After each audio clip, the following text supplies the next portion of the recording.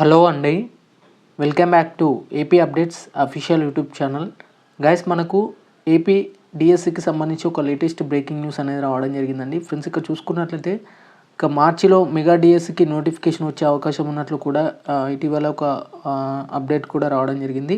Friends, దానికి సంబంధించినటువంటి information చూసుకున్నట్లయితే ఏపీలో 16,247 పోస్టుల భర్తీకి మార్చిలో మెగా డిఎస్సి నోటిఫికేషన్ విడుదల చేయనున్నట్లు పాఠశాల విద్యాశాఖ తెలిపింది.